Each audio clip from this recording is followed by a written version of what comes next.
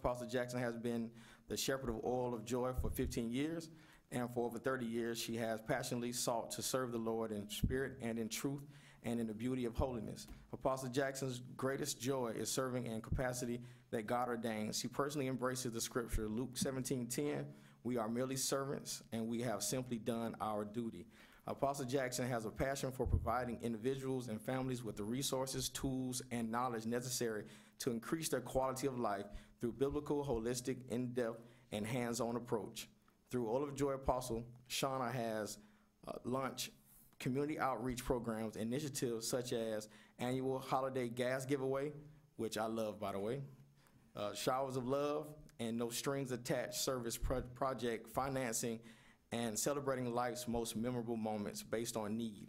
And Into the Woods, a program Oil of Joy volunteers go into our locally known homeless camps and provide basic necessities, including toiletries, non-perishable items, water, and other necessary items, just to name a few. Her mission is to upbuild the kingdom of God and his people. I introduce to you Apostle Shauna Jackson. Can we stand, please? Father, in the name of Jesus, I thank you for these council men and women who have surrendered their time to serve our community. We thank you for the city of Cocoa, and we thank you for divine protection. And as they are preparing and surrendering their service for change, we agree with your will and with your glory that lives will be changed from not just this season, but for generations to come. And that every choice that they make will be led by your Holy Spirit, and that there will be divine, supernatural change from this day forth. In Jesus' name, amen. Amen. Face the flag, please. I pledge allegiance to the flag of the United States of America and to the republic for which it stands, one nation, under God, indivisible, with liberty and justice for all. All right. Madam Clerk, roll call, please. Mayor Williams. Here. Deputy Mayor Warner. Here. Councilman Bovair. Here. Councilman Goins. Here. Councilwoman Koss. Here. City Attorney Garganese. Here. City Manager Canich. Here. And Assistant City Manager Fuhr. Here. Thank you. Okay, we're going to move on to approval of agenda and minutes. I make a motion that we approve the regular meeting of November 28, 2018. There's Go ahead. right, there's a light. Hit your light See. there. Okay, hit that. Okay. Go ahead, I was Councilwoman gonna Kosh. ask, Mayor Williams, if I could have the floor, if I could just, looking at, under public hearings, or rather council business number 3, the appointments. I know that we have several applications coming in for planning and zoning, as well as we have another vacancy that we'll be filling, and I'd like to postpone that reappointment just until we can look at the entire slate of available volunteers, their talents, and what they would bring. Is that a motion? Which one was that? Which one was that? This is under council business, number 7. Ms. Cost, is that a Number motion? 3, for reappointments for planning and zoning. Was that a motion, Lauren? Yes, I'd like to I'll make a second motion. that then. Okay. Okay. She made the motion, she seconded it. Okay, we got a motion by Councilwoman Kosh. We got a second by Councilwoman Warner. All in favor, signify by saying aye. Aye. Opposed? Okay, it passes. Okay, I gotta unanimously. 5-0. make an amendment to Go ahead. the agenda, that we remove that article mentioned by Councilwoman Lorraine, that we table it till the next meeting. And you want to approve the? Yeah, I want to approve the regular meeting with the Okay. amendments for November 28, 18. Okay, second. Okay. So staff is clear. Well, We're bringing that back once we have the other The other- applicants. that's correct. Okay. Second, Jake. Okay. We got a motion by Councilman Bovair, and I'm Bovair, and then a second by Councilwoman Warner. All in favor, signify by saying aye. Aye. Opposed? Okay, it passes 5-0.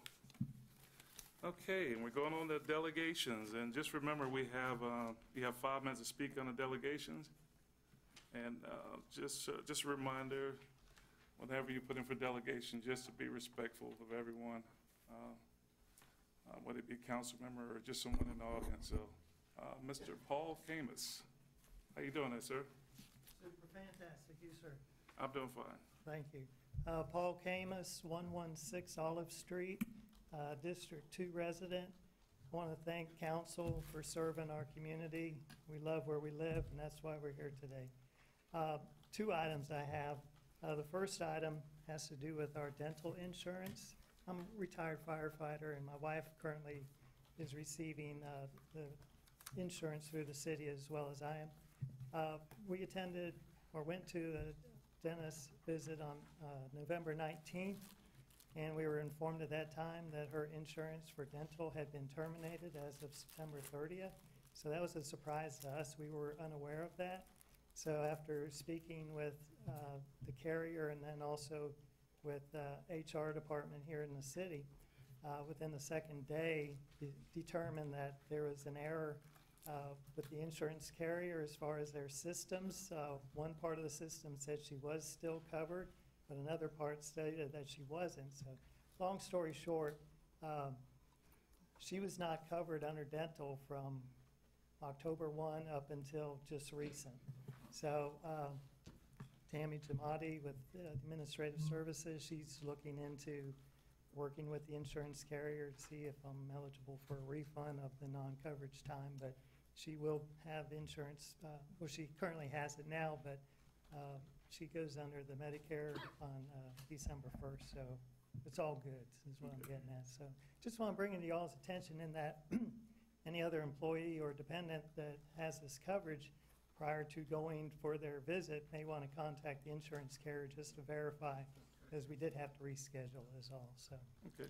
And then one other thing, want to commend Public Works folks. My wife and I, we walk to the village every morning, and they were out there, we're out there at 6 in the morning, and they were out there beforehand, pressure washing the sidewalk. It's beautiful. I mean, I love walking through the village now. And so we're walkers, you know, and I walk my neighborhood a lot. And I just want to bring to attention to whoever could do something in the 600 block of Forest Ave, which is kind of directly across from Carmel, where it connects to Forest. It's that time of year where the Brazilian pepper trees are taking off, their colors with the berries are turning red. So on the west side of Forest, you can't walk that sidewalk because the pepper tree branches are over. So I checked with the business that's to the west of that. They basically said that they can't do anything. I don't know why, but I don't know if that's city property or their property. So just want to bring y'all's attention is all. So Okay. but once again, thank you all for serving, and God bless. Thank you. Thanks, Paul. Thank you, sir. And Mr. City Manager, you got all that, right? Follow up, Okay. yes, sir. Okay, there's no other cards on the delegation. So we're going to move on to our consent agenda. Motion to approve. Second. We got a motion and a second. Any comments or? Okay. Okay, all in favor signify by saying aye. Aye. Opposed? Okay, it passes 5-0. Moving on to public hearing, and first one is number 6-1, approval of the final subdivision consistent with Chapter 18 of the City of Cocoa Code for the City of Cocoa.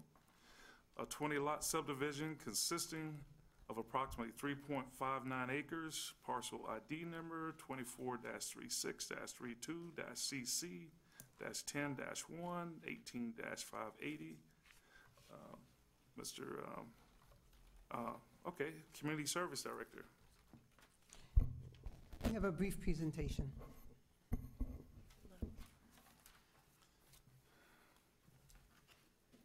There, okay. So this is sorry, pull that down. This is the Michael C. Blake subdivision. It is in the Diamond Square area. It is just south of Stone Street and just to the west of Blake Avenue. And there's a total of 20 lots to be created by the subdivision. So a little background information. In September of 2015, the city and the Housing Authority entered into an interlocal agreement to develop quality, affordable, mixed-income housing in the Diamond Square area. There was a contract for purchase and sale executed by the Housing Authority in February of 2016, where the authority agreed to sell 3 parcels for $111,000. 2 of those parcels, 805 Temple and 804 Barbara Jenkins, are not included in the actual subdivision. This is the subdivision of the 3rd parcel, which is 3.59 acres.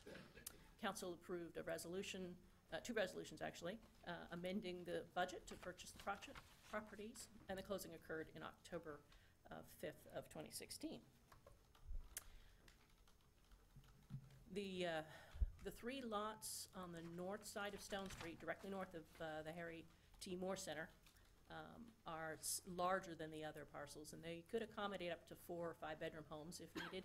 The other 17 lots will probably be 3-bedroom, 2-bath, 2-car garage homes, and the homes will have a minimum square footage of 1,200 square feet.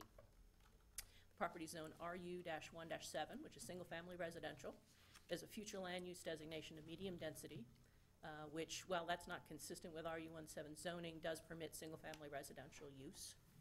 And the future land use designation, which allows up to 15 units per acre. However, the zoning district only allows 7 units per acre. Based on the acreage of this parcel, you could approximately achieve about 25 lots if you in the subdivision. However, we're only doing 20, which gives a maximum density of about 5.6 units per acre. Appendix A zoning, Article 4, Section 2, provides that the City Council has the authority to override any provision of the zoning code applicable to any project on land owned, leased, or controlled by the city when it finds that the public interest outweighs the strict application of the zoning code. Because these lots were platted prior to development of the RU-17 zoning district regulations, the area being replatted doesn't conform to the district regulations for lot width and depth.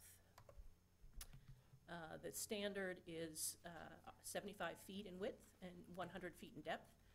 The bulk of the lots will require a variance through this process. Lots 2 through 6 and 9 through 13 would need a 1-foot variance for the width. Lots 1 through 14 would require a variance of 5 feet for the depth. Lots 15 and 16 would need a 15-foot variance to the width. The remaining lots, 17, 18, 19, and 20, all meet or actually exceed, in most cases, the lot width or depth requirements. Staff felt that the name Michael C. Blake subdivision would be fitting and a tribute to the subdivision, as the subdivision is parallel to Blake Avenue. Michael C. Blake is a 58-year resident and a graduate of Cocoa High School. He's a former elected official and a staunch advocate of affordable housing. He served as the mayor of the city of Cocoa for 8 years, councilman for 4 years, and was on the board of directors for a local affordable housing organization after his tenure as mayor. He was instrumental in assisting the Housing Authority of the city of Cocoa with the demolition of the dilapidated public housing units that existed on the property and the revitalization of the area now known as the Magnolia Point subdivision. During his tenure as mayor, Mr. Blake supported the city's affordable housing efforts by partnering with Habitat for Humanity for the first time to construct Habitat homes in 2009 on Pawpaw Street. Mr. Blake also encouraged staff to create a housing replacement program for those homes that were beyond repair, and there are now 12 Habitat homes in the Diamond Square area, and the first replacement home was constructed in 2010.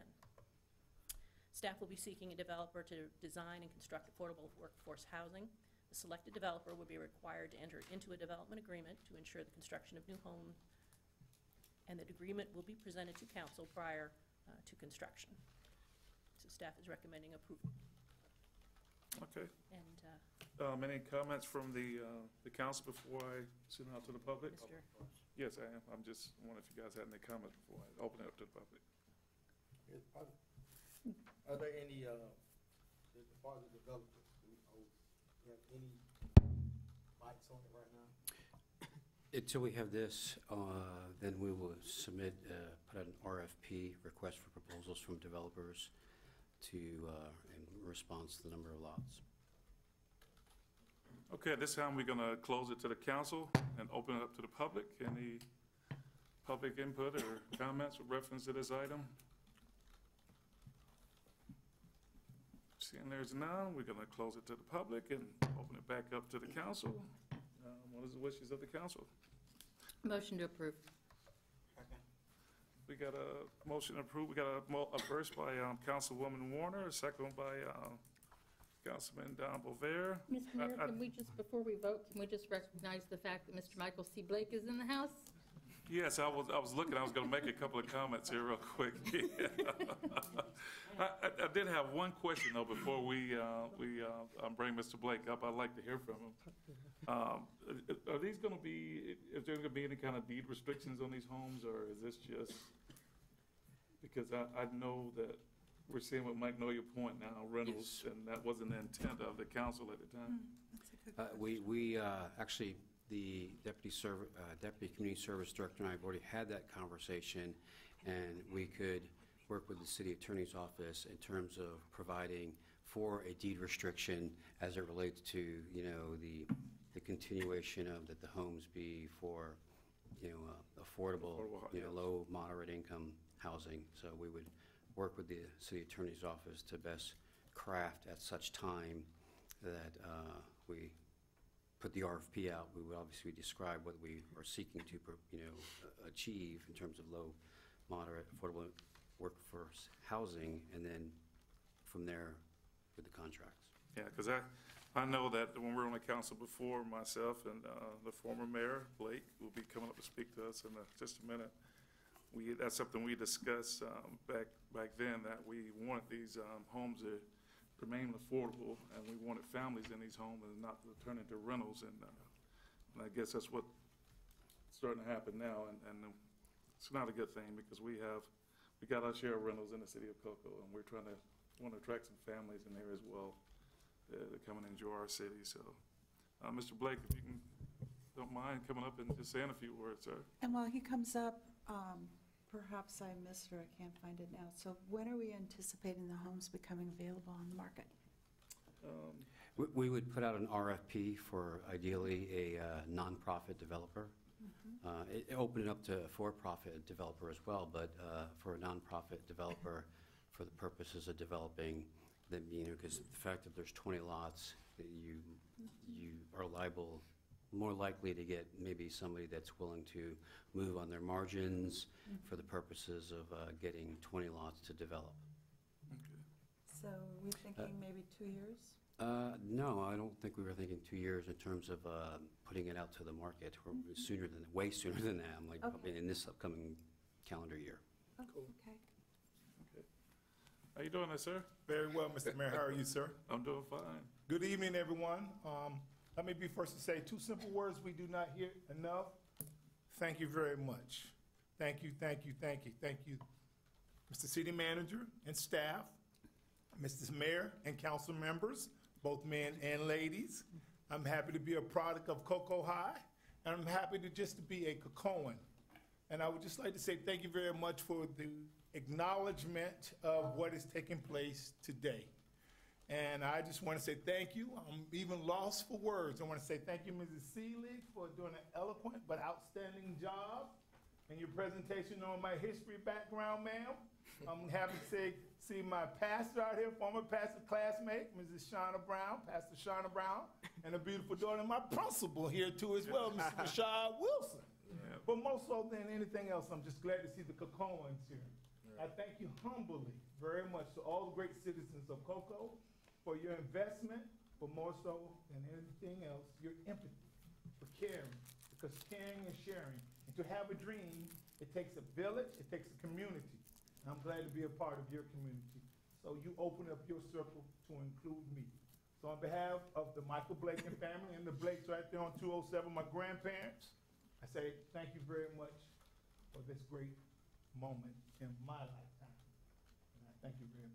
God bless America, God bless the United States, and thank you, Mr. Mayor. Thank you, sir. Mr. Well Williams. deserved. Yes.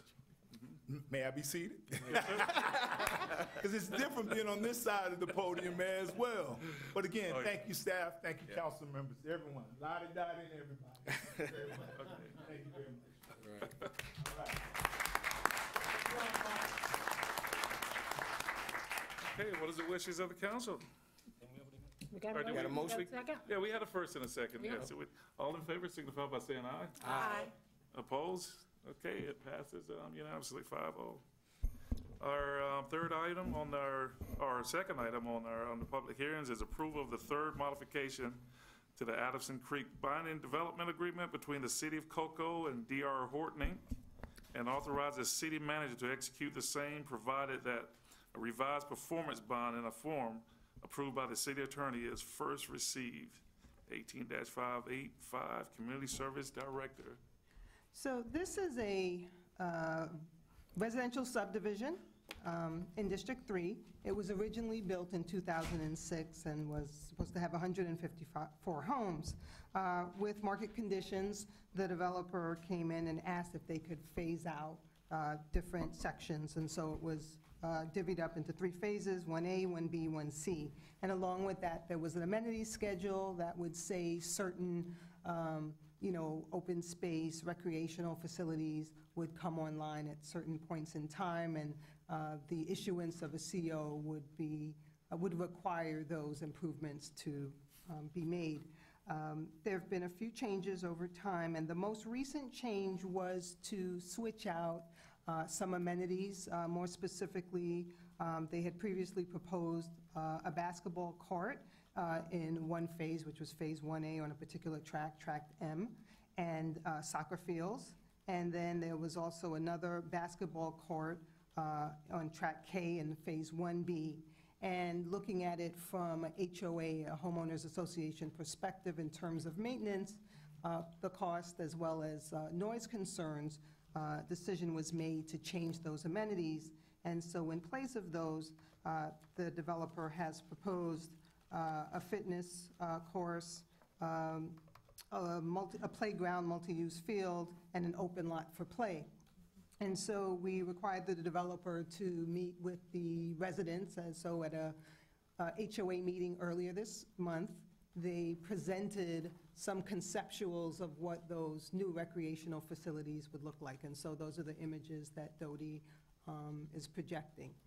And the substitutions were well received by the community, and they were also, the residents were also notified about the proposal coming tonight. And so the only thing that we're requiring is a performance bond to make sure that those amenities are completed as promised, and otherwise we would, grant that this request, this modification be approved.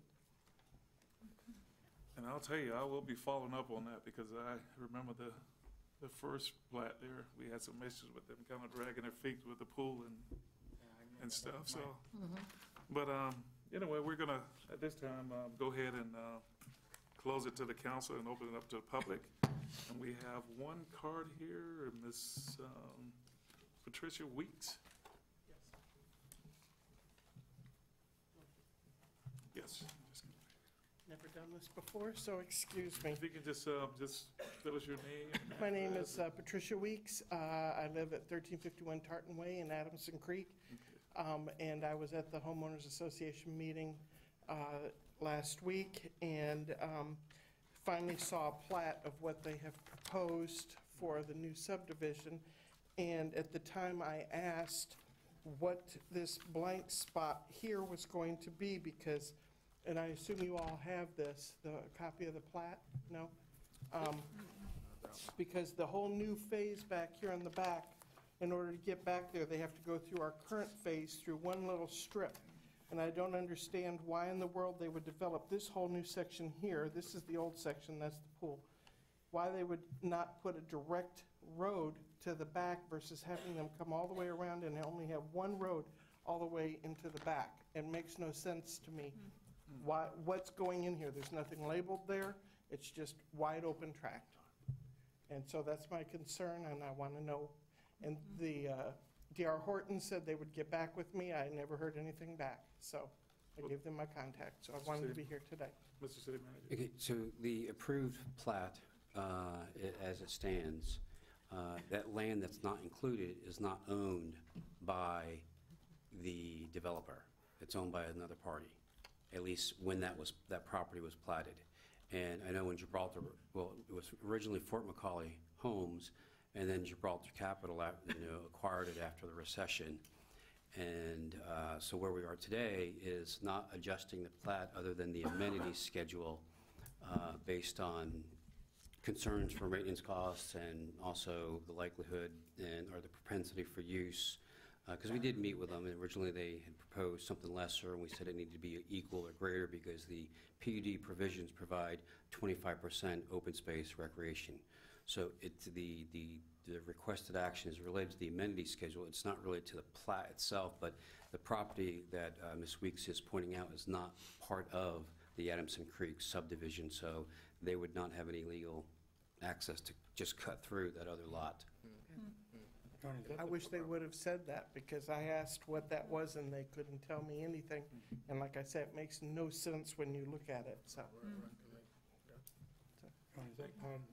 I know Lost Lakes abuts that property where they're building.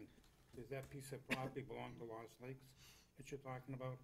No, it's actually, it's north of the property. If you, Okay. it's kind of, It sits right square in the middle, Yeah, Okay. yeah, I've seen that. Okay. yeah. So,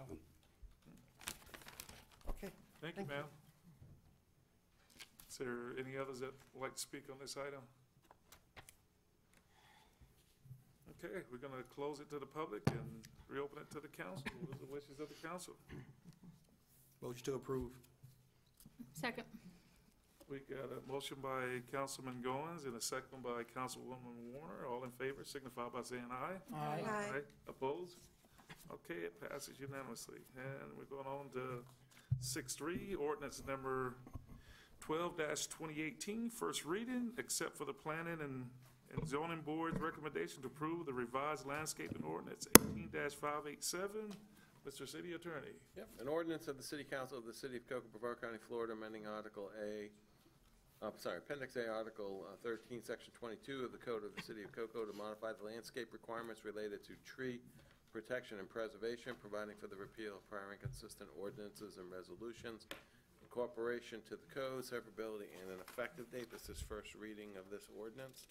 Planning and Zoning Board has been delegated authority to make recommendations regarding land development regulations, and they have recommended a series of changes to the city's tree ordinance, and I think staff is prepared to go over some of those details. Yes. So, as Anthony said, these were some recommendations from the Planning and Zoning Board, and they had asked staff to help refine and better emphasize the tree board's role as it relates to removal of oak trees on public property in the city. They wanted to have more robust standards for tree replacement, as well as revising the circumstances when trees are removed, whether it's permits or if it's done in an emergency situation, requiring more documentation from staff as to the reasons for the tree removal. Documentation may include pictures, things of that nature, and just some other, housekeeping amendments that just make the code clearer. In the actual staff report, it does go into more detail as to those amendments. And I can entertain any questions at this time. Okay. Well, we're going to close it to the council and open it to the public. Any comments or anyone like to address this issue? It says it first reading, so. Okay, we're going to close it to the public and reopen it back to the council. What is the wishes of the council? Motion to approve. Second? Okay, we got a motion by Councilman Bover, second by Councilwoman Kosh. All in favor signify by saying aye. Aye. Opposed? Okay, it passes unanimously. Item number 6.4, ordinance number 11-2018, postpone the December 12, 2018, the hearing for the zoning map amendment for approximately 27.9 acres of land from RU-1-7, single-family residential, to RU-2-15, multifamily residential, 18-595. Mr. City Attorney. This is just a technical request to postpone to a date certain the hearing for the zoning map amendment. All that's required by the council is a motion to be approved by a majority vote to postpone. This would preserve advertising and move the matter to the December 12th agenda. So it doesn't need to be public hearing this evening then? Yes. Okay. You can get public comment on it if you desire. Okay, Actually, it is required in this item. okay. Okay, anything from staff, or I think Anthony pretty much explained it all, so. So we're gonna close this to the council, open it to the public. Any comments? With there being none, we're gonna close it to the public, open it to the council. What is the wishes of the council? Motion to approve. Second. We got a motion by Councilwoman Warner, a second by Councilwoman Cost. All in favor signify by saying aye. Aye. Opposed? Passes 5-0. Okay, our 6-5, approve the first modification to the cottages at Cocoa Village Binding Development Agreement between the City of Cocoa and 120 Barnacle Bay LLC, and authorize the city manager to execute the same. 18-602, Community Service Director. Cody.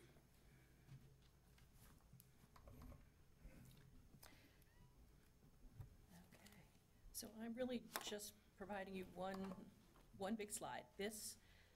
What came about was a discovery after we did the initial development agreement for the project. Excuse me. There was a discovery that there's an FPL easement that affects the corner of the property. And, apologize. I don't think that what was included in your staff report really showed you very well. But you can show it, you can see it here is tract A on the south side of the parcel. Thank you, I'm so sorry. That's all right. It runs along on Rosa Jones side and along the Florida Avenue side. So the applicant has shifted lots 1 through 4. They made them a little bit closer together, and then they moved the whole thing to the east so that the south half of that 10-foot easement of FPLs would be preserved along Florida, and they've already moved them up, so the 10-foot easement along Rosa Jones is preserved. What that does, though, is required, we had allowed, we had originally asked for 5-foot rear setbacks for those 4 lots, and because they've had to move them, that needs to shrink to 3 feet with your blessing. The applicant is requesting FPL vacate the northern part of that easement. It actually runs all the way up to the property line. Lot 5 would potentially be impacted. Hopefully that will happen, and then Lot 5 won't be changed, but that hasn't been finalized yet this time. So what they're asking for really is just the rear setbacks for those 4 lots, 1 through 4, to be altered from 5 feet to 3 feet. Yeah. And their Okay. engineer is here if you have any questions. Okay. We're going to close it at this time to the council, open it up to the public for any public comments. We don't have any cards and don't see anyone moving forward, so we're going to close it to the public, reopen it to the council. What's the wishes of the council? Motion to approve. We got a motion by Councilwoman Warner, a second by Councilman Bover. All in favor signify by saying aye. Aye. Aye. Opposed? That passes 5-0. We're going to move on to council business. First one is approve the current code enforcement lien for the property located at 1040 Azalea Lane. Be reduced from $732,300 to $4,200, subject to the applicant complying with the standard 30-day payment conditions, including paying in full the city's existing fixed code enforcement assessment lien recorded against the property in a total amount of $10,561.38, plus any applicable liens interest 18-539. Chief. Yes, Mr. Mayor and Council, this item, original lien reduction was brought in front of the Code Enforcement Board on October 18th at their regular meeting, after the board listening to staff and the property owner, Their recommendation was to reduce the lien to the $4,200. And then with the agreement that all the other fixed liens would be paid, and that would be contingent on those. Myself can answer questions also. We have our code manager, Mr. Dennis Bunce, here tonight with us. Is the applicant here, or no? Yes. The Yes. representative. Oh, okay, Representative is here. Okay, but we got Councilman Warner, you can, Chief, refresh my memory, is this the property at the corner of Azalea and Fisk Boulevard where we had a house that was under code enforcement action for about 10 years? Yes, Where they kept adding on to the house without permits and yes. had a unsafe second story, and we finally had to demolish, is that? Yes, it was, and that's what the $10,561.38 is from the demolition and some other items that were taken care of on the property by the city. Yeah, I seem to remember we had a lot of complaints about the condition of the property because it was on the corner of a main highway and affected a lot of other property owners. Thank you. and I think what held that was up was the fact that it was homesteaded. And of course, Yeah. we couldn't do anything about it Right. until the passing of the owner, unfortunately, but. But anyway, 42. what's the wishes of the council, or would you all like to listen to the applicant? There is that. The applicant is here, Mr. Okay. Mayor, Yes, sir, if you can. or a representative of the Representative. applicant. Yeah. Right. Good evening, Mr. Mayor, members of the council. My name is Victor Watson. I'm a real estate attorney. My office is at 3490 North US 1, Cocoa, Florida. These properties are owned by Gladys Thomas. Gladys is 94 years old. A lot of you may know her. She worked at Barnett Bank for many years as a teller there. She was recently, about a year ago, diagnosed with dementia. However, that was probably coming on for quite a while. Her affairs are now being handled by her son, Joe Thomas. Ms. Thomas owned several properties here in Cocoa with her husband, Harold Thomas. Harold Thomas and she had bought these properties as part of their retirement. There was never any problem when Mr. Thomas was alive. He managed the properties, took care of everything. He became ill and he died in 2003. At that time, Ms. Thomas was already almost 80 years old. Ms. Thomas was also caring for her son, John, who had been mentally handicapped since birth. So she pretty much had her hands full. In 2010, John was in a car accident, was severely injured.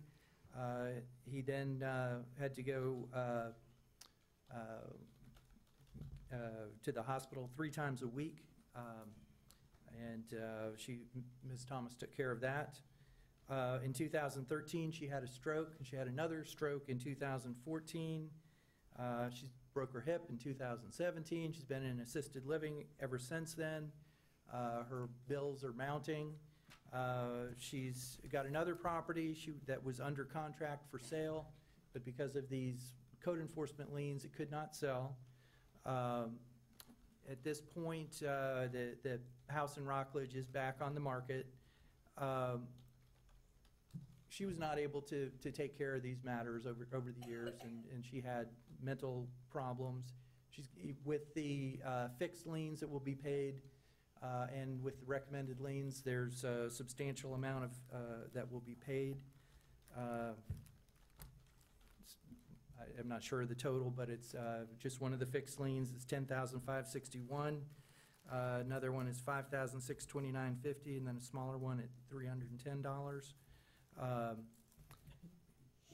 Mr. Thomas, her son, Joe Thomas, has agreed that of the proceeds of the sale, there will be enough to get her hospital bills taken care of and her nursing home bills. However, $40,000 of that money will be held. I'm going to hold it in my escrow account, and the funds will be used to improve the 2 remaining homes here in Cocoa. Mr. Thomas wants to get those rehabilitated, get them on the market, get a family living there. He lives in Winter Park. He doesn't want to be in the rental business. and he wants to improve the city, bring some families in, and we would request that you approve these liens. I've told you about Mrs. Thomas' situation. Of course, it's the same for all three of the properties. So I'd be happy to answer any questions, and then Mr. Thomas is here as well. Okay, thank you, sir. So we can, any comments from the council? What's the wishes of the council? I got one thing. Okay. So are you able to provide something, because you said something at the end about holding that $40,000 to improve other properties, which those properties are something we're going to discuss later on in the meeting tonight. Are you able to provide something in writing saying that that's going to happen? I'd be happy to do that. I would treat it basically kind of like a construction loan. You know, I would just hold the funds. Mr. Thomas can bring in the bills, and I'd pay them out of my escrow account. Are we referring to the other properties on the agenda this evening or other properties in Cocoa?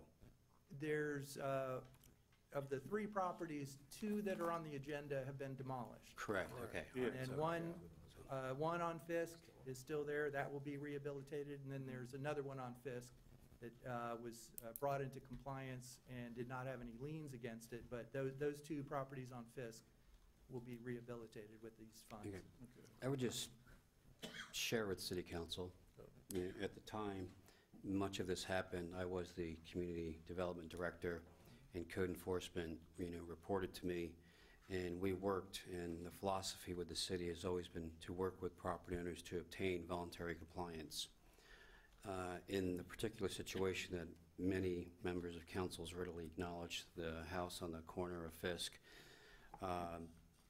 there was a significant impact on the neighborhood and the community and the residents surrounding it, and it was a negative impact because the property owner, in fact, was very obstinate and hostile towards his neighbors, towards the city, continued to do things in spite of being told that they were not, you know, they were not compliant, and they were not in adherence with the code. And I think a member of council mentioned it, it was homesteaded property. Yeah. So, I mean, I am completely empathetic, you know, with the situation that Mrs. Thomas is facing, but I think I'd be remiss not to share from a historical perspective that the community along the Fisk corridor, you know, I would say suffered because it was an eyesore and in an immeasurable way. And then the outright obstinance and defiance, you know, towards trying to at least come to the table and work and establish some sort of agreement. You know, you can agree to disagree, but there was nothing that the property owner wanted to do but to, for lack of a better term, stick it in the eye of the neighbors and the community and the city. And I think I'd be remiss not to say that because it was a source of frustration. We would get calls continuously about the additions and the things that were being done at the property, and it was kind of like in your face. Yeah. And it was homesteaded property, and he knew that. And the city manager's being nice about it because it goes well beyond that. So. He was, But, he was anyway, definitely rather pleasant yeah. about that. But anyway, Councilwoman Warner? I just have one concern, and that is, it's always been our policy to pretty much, you know, because the code board does tend to get more information, have more opportunity, and we have members of the code board who've gone through this entire process with this property, because we have members of the code board who've been there over 20 years, so they're well aware of the history of this property. So I always kind of lean towards taking the recommendation, but I only have one concern, and that is that lot sits at the corner of Fisk.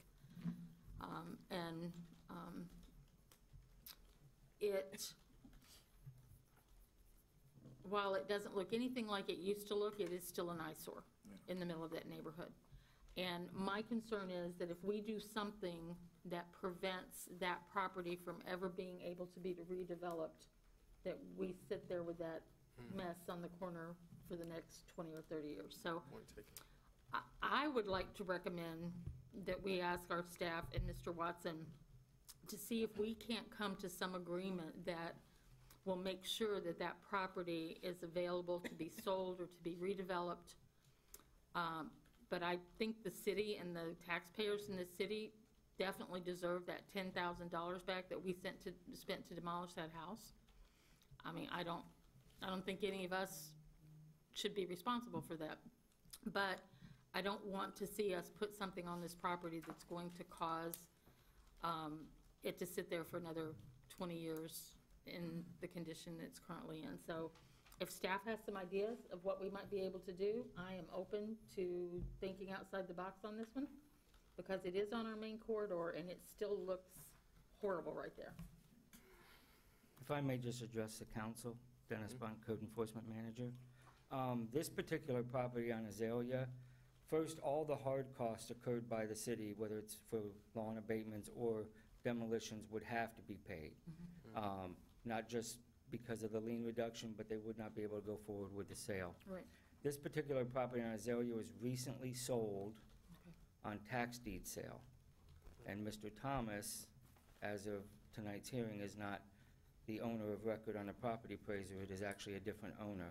We already have a active code case for the piles of debris, for the overgrowth, and are trying to get in touch with the owner to see. We believe that they purchased it sight unseen, but we have sent all our notices out, and we're looking to move forward on that. But yes, we would like to see the same. However, on that particular property, Mr. Thomas would not be the owner anymore because it's been sold through tax deed. Okay. Yeah, because we've seen that history of, you know, they've probably been bought through the tax liens, and they're sitting there for a few more years and us dealing with the same issues.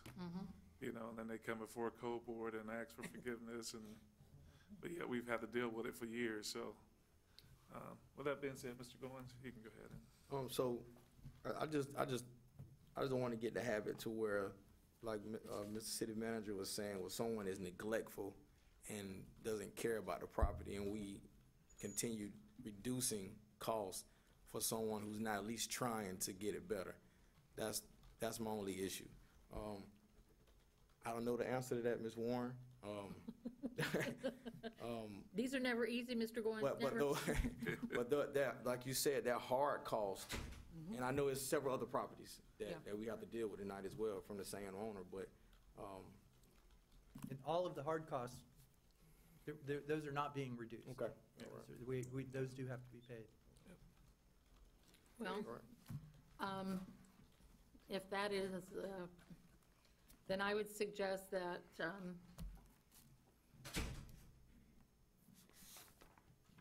I'll make a motion to move this forward, charging the owner of the property for any and all hard costs associated with the subject property. And they don't own the property anymore. Yeah, yeah, so I mean, how are we? How do you charge it? Yeah, Well, since they don't own the property, how are we? Yeah, Yeah, it's kind of confusing. I'm If they're hearing not- one, that they don't own the applicant doesn't own the property, number one. And number two, I'm hearing that there's perhaps outstanding code enforcement compliance issues. Yes, once we discovered On that the the property was subject sold in tax property? deed sale, we cited the lot for the current condition that it's in. Okay. When they initially started this, it still showed that Gladys Thomas was the property owner. It has since rolled over on the property appraisal to show the new owner. is that for, just for context, is that for all three of the cases or just this particular one? No, just for the So Azalea. then I would offer to council, if the city attorney doesn't believe it's proper to enforce a lien on the applicant that no longer owns the property, you could certainly take the cost that the city taxpayers are out and attach it to the other properties. Because at the end of the day, the reason why the applicant's here is because they're trying to sell property in another city on which our liens, code enforcement liens, were attached. But for that action, they would not be here. Gotcha. I would disagree with that, just for the record, but. Why? I think that Mr. Thomas, now that he's taken over his mother's affairs, he's stepping in and trying to deal with all these properties. He's brought these into compliance, and so Mr. City Attorney, Yeah. how would you What do you suggest? Yeah. Well, I just wanted to probably hear a little bit more information. I did, think.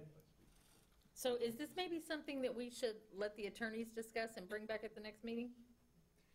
Because I would like to point out, I hate to interrupt, but there was one thing I needed to say, which is that in the conditions here, you're saying all these have to be paid off within 30 days, which would be, since they're still going to be large liens, that would be difficult.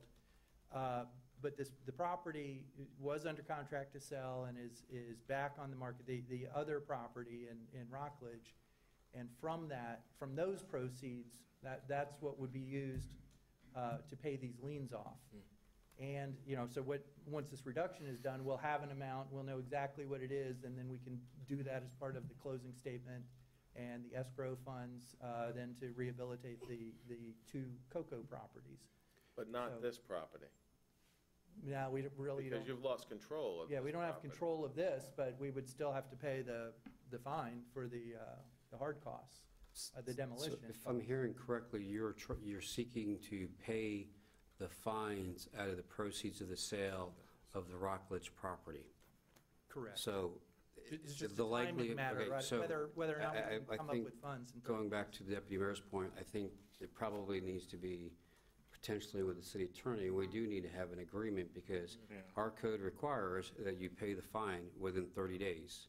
And so by virtue of an agreement, I know we've done it with other properties in the past, we could take into account all the hard costs that the city's out of the former property owner and include that in the agreement.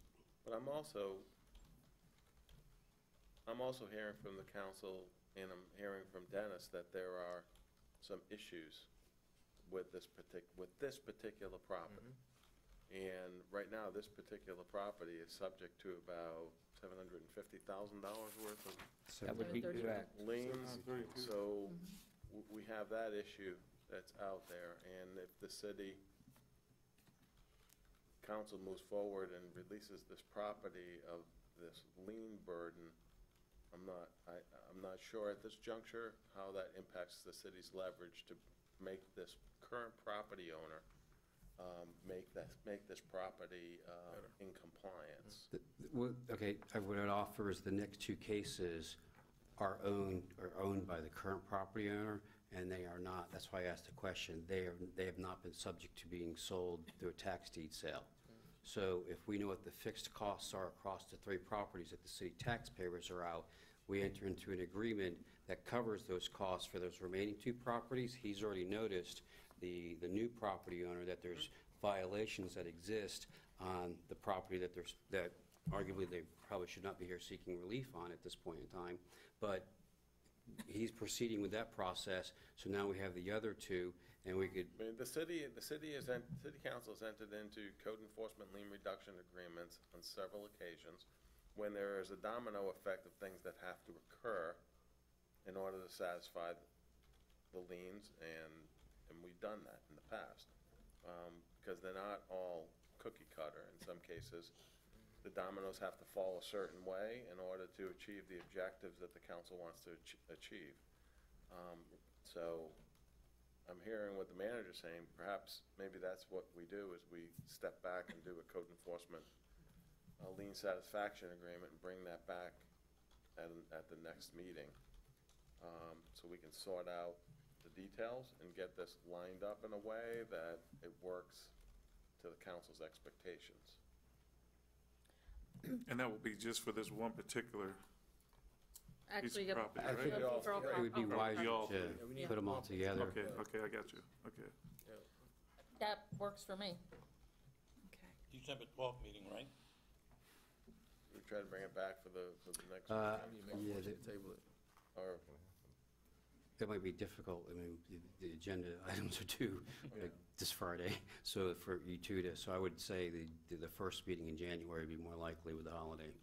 Mr. Garganese, I'm just wondering if my client doesn't own the property anymore, I mean, isn't it's somewhat out of his hands as far as because the demolition, issue. I mean, I think it was in compliance previously. Now, if there's a new owner and this owner is not bringing it into compliance, it seems like a different matter.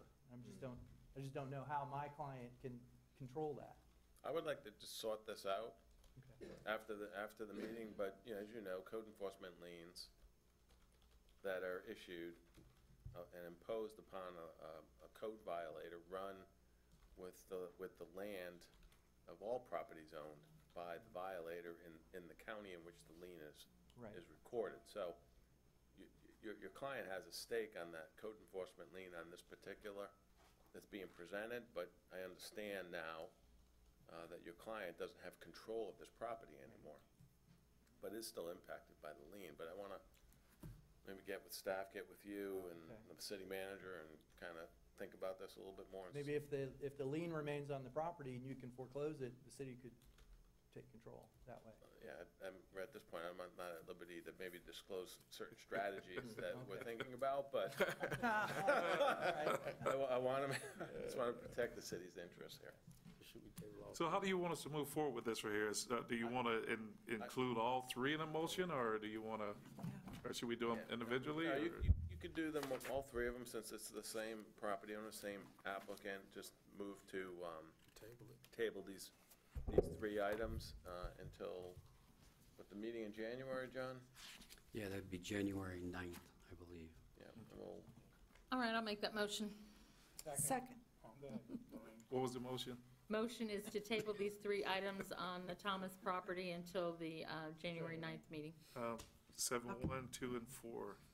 Okay, we got a motion by Councilwoman Warner and a second one Second. by Councilwoman Kosh. All in favor signify by saying aye. Aye. Opposed? Okay, it passes 5-0. We'll look forward to seeing you in January. Thank you, sir. Thank you. thank you, Victor. Okay, we're gonna move on to city business. No, that's it. That's it. Move on to city business. We got council approval for the city of Cocoa to accept their $77,200 grant award from the Department of Environmental Protection to be used by the Community Service Department to allow the city manager to sign an agreement between the city of Cocoa and the East Central Regional Planning Council to conduct a vulnerability assessment and to approve the resolution amending the FY 2019 and on budget. Yeah. 18-584, Community Service Director. Yes. So this item had come before council back in April, and at that time, we had asked council permission to apply for the grant, and if we were awarded the grant, to authorize the city manager to go ahead and enter into a contract with the East Central Regional Planning Council. And just to give you a little background, after 2017's hurricane, and the city had some damage at the waterfront, we thought about our vulnerability to various hazards, hurricanes being one, but other types of water-related hazards. And there was an opportunity with DEP and NOAA to get funding to be able to improve, to better understand those vulnerabilities, and then to develop policies and recommendations. And so we took advantage of that grant opportunity, and we have since been awarded. The reason that we're working with the East Central Regional Planning Council is that they have certain technical abilities and expertise, and they have done several vulnerability assessments and this types of work. They're working with other local governments, including Titusville, Satellite Beach, and some others, just to name a few. And so again, what we're asking at this time is to allow the grant funds to be received and to establish an account so that those funds can be used to move forward with this important work. Okay, thank you, Ms. Hamilton. That's a good thing. So, what's the wishes of the council? Definitely, and I will second that. Yes. We got a motion by Councilman Don Bovair and a second by Councilwoman Kosh. All in favor signify by saying aye. Aye. Opposed? Okay, it passes unanimously, 5-0. And this will go to the Sustainability Advisory Committee. They'll share this, It will, item with them? and there will also be stakeholder engagement sessions, and so there'll definitely be an opportunity for that committee as well as others to be engaged, so yes. Thank you, ma'am. Okay, item number 2 under city business is approve a resolution amending the fiscal year 2018 budget from within the department's line item accounts for payroll, benefits, operating and capital accounts, which may have become negative at the year end due to accruals, retirement payouts, changes in the healthcare benefits, and additional overtime and unforeseen expenses. 18-588. Finance Director. Good evening, council members. This agenda item is part of a routine thing that at the end of the fiscal year, accounting staff goes through, reviews any kind of budget overages, and then prepares this agenda item to present to council to clean up the budget or shore it up. I would like to note that in the attachments, the first amendment to the budget was for fire station construction. There was a transfer that was approved of up to $2 million to come from general fund to fund the fire station's construction. And part of that money was transferred, and then through the year-end process, we discovered the rest of the cash was not transferred, so we're requesting approval to complete that transfer that was already previously approved 2 years ago. And then the other item is to shore up the internal service fund, whereby a fee is kind of set and charged out to the other departments, and it was discovered that the fee that was charged was not enough, and so we need to do this amendment to provide the revenue for the internal service fund.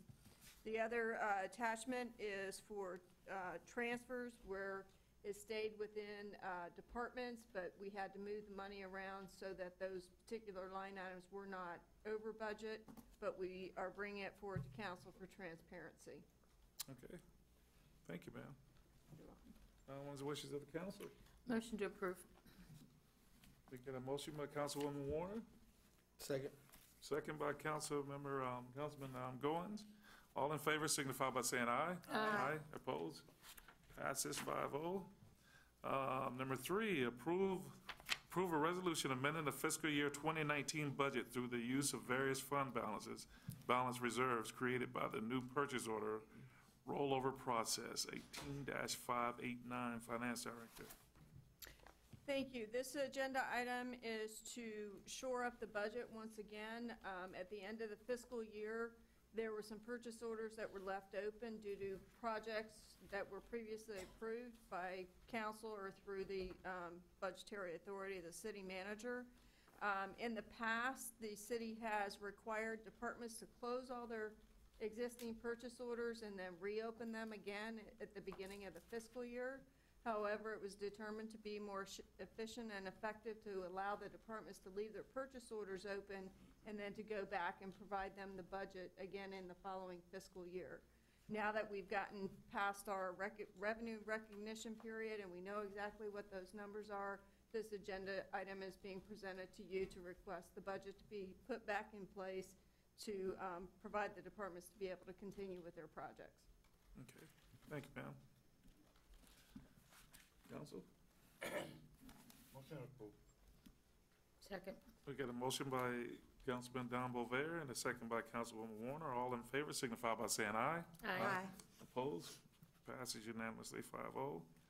And last item on city business is approve a resolution amending the FY 2019 budget, accounting for all the bonds series 2018B, new money, and moving all utility bond related projects expense budgets from water/sewer funds 421 to water/sewer capital projects 2018B fund 426, and each fund respective fund balance reserve accounts 18-590. Finance Director. Thank you. This agenda item is to provide the budget for the issuance of the Series 2019B bond. At the time that the bond was presented for council approval, it was unknown exactly what the costs were and how to record all those costs. And now the accounting staff has gone through and figured out how to record everything. So part of this agenda item is providing the budgetary authority to match the expenses with the transactions, the budget. And then the other portion of it is that because these are related to a specific bond, we account for money in different funds, which is kind of like a bank account. And originally, there are projects that were recorded in the water and sewer fund, and it's more efficient and effective to put all these projects into a separate fund so that we can track them, whether it's on the finance side or the water and sewer side. It's going to be a lot easier for us to track the projects. So we're transferring what was budgeted in fiscal year 19 in the 421 fund just over to the 426 fund to track the bond proceeds and the spending of the bond proceeds. Okay, thank you, ma'am. Before I move on, I want to apologize to the Deputy Mayor. I don't know why I've been saying Councilwoman Warner. I want to Doesn't recognize matter you, to me. Deputy Mayor. Thank you, Mr. It Bowler. doesn't matter to me, but I will tell you, my badge does say different. But I just wanted to correct that. I apologize for that. Thank you. Councilman Don Don Bover, he likes normally to lets me know things, but this time he didn't say a word, so. What is the wishes of the council? Motion, go ahead. Motion to approve. Second. Okay, we got a motion by Councilwoman Cost, and we got a second by Deputy Mayor Warner. All in favor signify by saying aye. Aye. Opposed? It passes 5-0. Okay, we're going to multi-year contracts. Approve adding the base software package within the multi-year agreement with Tyler Technologies and authorize the city manager to approve and sign each of the license and maintenance agreements. 18-53, Assistant City Manager. Yes, this item is for a modification to a multi-year software agreement with Tyler Technologies. They currently provide our public safety records management and computer-aided dispatch. Essentially, the city back in 2015 renegotiated a 5-year multi-year contract with Tyler Technologies that had a flat rate as well as a host of software services that they would provide. Any modifications to that would require staff to bring back to council a modified agreement for approval. Within that agreement, there was a provision for the latest update of the software, of which is underway right now and progressing very well, and is expected to be complete in December. With that new software upgrade, there's a number of enhancements for the operational needs for both police and fire, to include data sharing with other local agencies within the county, and reporting dashboards, integration with other software that's since been purchased for the operational needs. And what we are asking is to modify that agreement the remaining 2 years, this fiscal year and next fiscal year, to include those items, of which the cost currently is $90,659. The cost will go to $101,054 with those additional items. You're not actually paying for the software. They'll tell you the software is free. You're paying for the maintenance and support annually. And so what's before you are for the final 2 years of this agreement. And at such time, we will renegotiate with the vendor to bring back a new contract. Okay. Council? Motion to approve. Second. We got a motion by Councilman Bover, and was that you, Deputy Mayor? Yeah, it was me. We got a second by Deputy Mayor Warner. All in favor signify by saying aye. Aye. Opposed? It passes 5-0. Thank you there, Mr. Assistant City Manager. Number 6, approve a multi-year agreement, 36 months, with Microsoft through CDW-G Inc. for Microsoft software, licenses, and maintenance under the terms and conditions of the National IPA Technology Solutions 2018-011-01 Government Cooperative Agreement. Authorize the city manager to finalize the terms of the sign the agreement, and authorize the city manager to approve potential future additional licenses to be added to the enterprise agreement through the annual True Up program, up to $20,000 per year. 18-594 Assistant City Manager. Yes, Mr. Mayor. This item is for the approval of a multi-year agreement for our Microsoft licensing and software maintenance. A 3-year term. They do come back to the city annually for a true-up if we make any changes, whether that be to our users or we make hardware changes that require modifications to our software. One item to note, the cost is going up on this item. For a number of years with some technology changes, it's become pretty common practice to virtualize your servers rather than just having a physical server in place. You can run multiple virtual servers, and so the city had been, like many other businesses, been doing this for some time. Microsoft licensed the actual physical server. Well, they've gotten smarter, like a lot of the software companies going to licensing models. They've now looked at the actual processing cores that it would take. So if we add more virtual servers, we need more processing cores.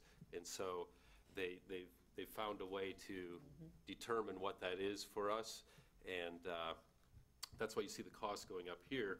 The reason why we're asking for the city manager to have the ability to approve up to $20,000 each year for this term of this agreement is because, you know, as our various departments have software needs or hardware needs based on future software, we may need to modify that agreement through the annual true-up. The cost could change, so rather than bring it back to you annually, this would allow the city manager to sign that agreement up to $20,000 each year. This is the Office 365? That's part of it, yes. Okay. And do they have responsibility for security of the system, for security of the data? Yeah, that So data that's is part of the contract. is on the cloud. And so as far as a responsibility for a data loss, the city does for our email. We have a backup storage for every email that comes in and out. So we're not completely reliant on the cloud for the storage and recovery of those emails. I wasn't thinking about recovery as much as, you know. Outside vulnerability. access. Right, outside access to the data. Any more comments? What's the wishes of the council? Motion to approve? We got a motion approved by Councilwoman Cost and a second by Councilman Don Bover. All in favor signify by saying aye. Aye. Opposed? It passes 5-0. Our next item, number 7. Approve the renewal of NeoGov multi-year agreement dated December 10th, 2017 through December 9th, 2018 for the city's applicant tracking system, and authorize the city manager to sign 18-60. Administrative Service Director. Yes. This is our applicant tracking system software that we use for candidates to apply for positions with the city, and we're happy with the vendor at this time, so we're looking to extend it for 3 more years. That's why we're here. Okay. I'm here to answer any questions if you have any. Motion to approve. We got a motion by Deputy Mayor Warner. Second. A second by Councilman Goen. All in favor signify by saying aye. Aye. Opposed? Passes 5-0. Okay, number 8, on the multi-year contracts, approve a multi-year contract for banking services with SunTrust Bank, piggybacking off of Marion County Clerk of Circuit Court contract, RFP 12C-183, and authorize the city manager to sign all the necessary documents. Further, if required by the bank, authorize the city manager to approve banking resolutions with the advice of the city attorney, and authorize the mayor to execute said resolution if necessary. 18-604. Finance Director. Thank you. This is an item to renew our contract with SunTrust. The city has used SunTrust for banking services since 1997, and it's more cost-effective to piggyback off someone else's contract that's gone through the total bid process. It's pretty complicated when you go through a banking service contract. And the city had previously piggybacked off of Marion County, so we're requesting to piggyback off of the new contract with Marion County.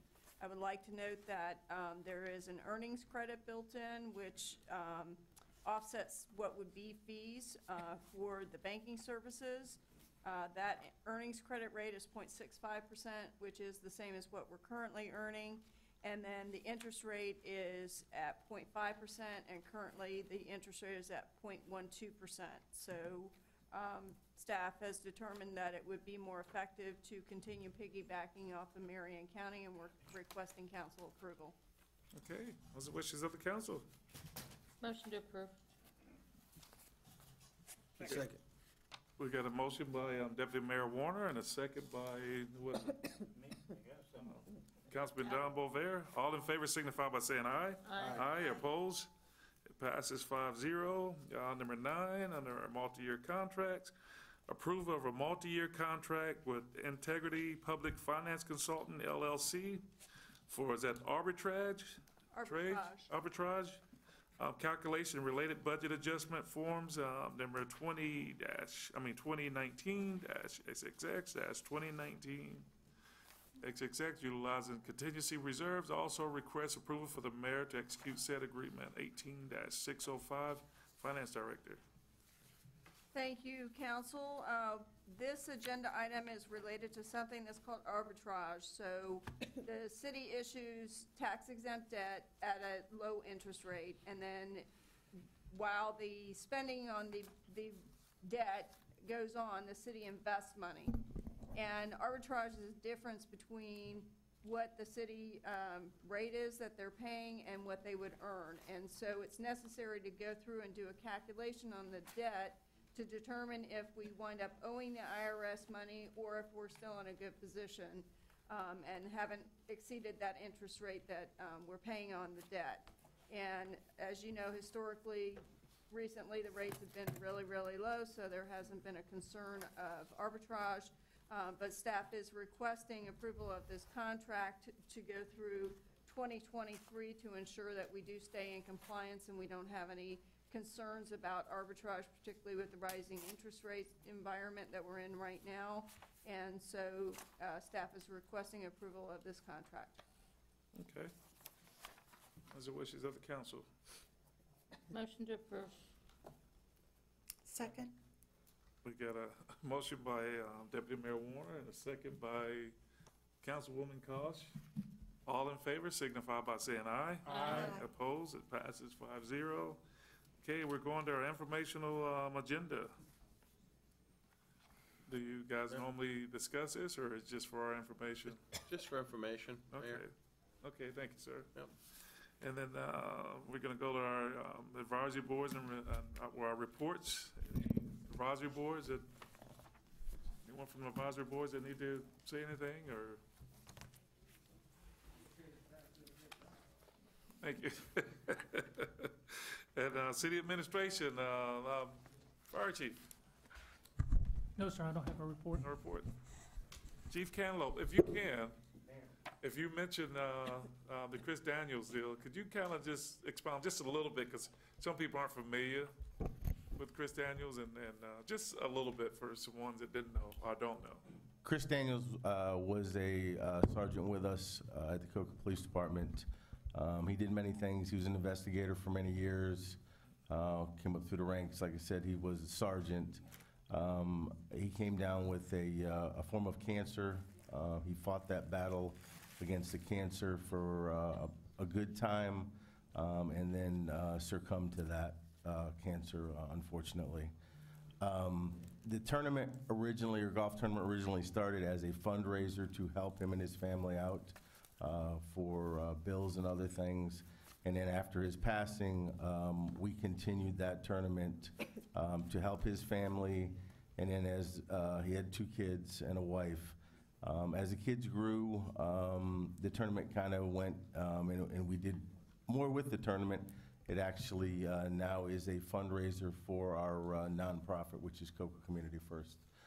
But we truly, for myself, we do the tournament in memory of Chris, is why we do the tournament. Thank you, sir. Although it is a fundraiser, it is. With that being said, it is on Saturday at Turtle Creek Golf Course. 8 o'clock shotgun start, it will begin. If you haven't got a team together, there's still time. You can actually register online, or you can come out Saturday morning and register. So people that are listening out there, put a team together and come out. We have some great prizes this year. One of them is going to be raffled off is, I believe, 4 tickets to a Magic game with a lot of other things going on. So there's some great prizes. Also that same day, I want to talk about Holiday in the Park. Holiday in the Park will also be going on Saturday. That will go on from 11:30 to 4 p.m. at Provost Park. This is another event that we have partnered with Miss Deborah Dukes for many years. We go out, many of the kids come out from different schools. Kids get to go to Toyland and do all kinds of different things, and always Mr. and Mrs. Claus are always there for that event. Also, tomorrow, we will be participating in the Reverse Christmas Parade. This is an event that started probably 3 years ago in cooperation with the sheriff and the chiefs throughout Brevard County. There's several legs of this event. It starts in Titusville and actually ends in Palm Bay. Our leg will be on Brevard Avenue. It'll start at State Road 520 in Brevard, goes down to Roselle Jones. Basically, the event is all the businesses on Brevard Ave. A lot of them will collect toys, and we'll collect the toys from the businesses at that event. So if you're able, come out and join us. It's a lot of fun. Same with the golf tournament and same with Holiday in the Park. And that's all for me tonight. What about the FEC tour drive? Oh, the toy drive actually, our city toy drive, we're still collecting toys for that. A lot of the toys from the Reverse Toy Parade will also go to that. We'll be collecting toys, and I believe the second week of December we'll be distributing those toys. Oh, Chief, I was referring to the FEC tour train. Oh, the toy train is on, I'm sorry, I don't. No, that's all right. In front of me, let me. The 8th. It's the 8th. Is it the 8th? Okay, FEC Toy Train. A little background on the toy train. FEC for many years, under their CEO, would load a train in Jacksonville. That train would go from Jacksonville to Miami. Along the way, there were several stops. There used to be a stop, the stop in Cocoa used to be at one point at Roselle Jones and the tracks. They would basically just stop in the middle of the tracks. They would get off, they'd give out a few toys, and they would leave. When we were looking at it, members of the community, our community resource unit, myself, we were looking at it and trying to figure out a way to make that a bigger event. So after several years of talking with FEC, we were able to convince them to make the stop at Bird Plaza. One, because Bird Plaza was a good place. We can get a lot of people. So the 1 year that we convinced them, we created what was called a ticket. It was a golden ticket, kind of after, I can't think of the name of it. Willy Wonka. Willy Wonka, that's it, I'm sorry. So we kind of created that. We distributed the tickets throughout the schools and other areas. Last year, I believe we did 130 kids through that event. Again, they'll stop this year. Years in past, they usually, and they're on a very tight schedule because they have to be in Miami by a certain time. I think we used to get about 20 to 25 minutes. I believe this year they will be here for a little over an hour. So we're expecting a big event. Usually everybody starts lining up early. We do hot chocolate and cookies, and then the train arrives. Thank you, sir. Appreciate it. You're welcome. Finance Director. I would like to thank council for bearing with us on this agenda. I know the meeting was supposed to have been canceled, and we have requested to have the meeting reinstated because we were under statutory deadline to get the budget amendment done, to clean up the budget, and it wound up there was actually a lot of city business that needed to be done, and thank you for approving all the agenda items that were related to the finance department on this agenda. Other than that, I have no report. Thank you, ma'am. Mr. Regraff, Public Works. Yes, Mayor and Council, just one item to report. Our annual street paving and resurfacing program starts actually next month. Goodson Paving was awarded the bid, and they will be starting paving the downtown area. They're not going to start in the village in December. They're going to start at Oakton Derby, and they will pour curb ramps, demolish curb ramps, pour new curb ramps, mill and resurface in the Oakton Derby Street area in December. In January, after the Christmas rush, they'll work their way north towards the Cocoa Village area.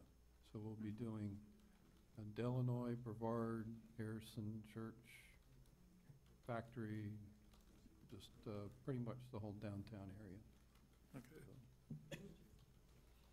Is that it? That's it. Okay. Thank you, sir. And Ms. Hamilton? I have nothing to report. Thank you. Mr. Walsh? Nothing tonight, sir. Thank you. Thank you, sir. I just wanted to report some positive news.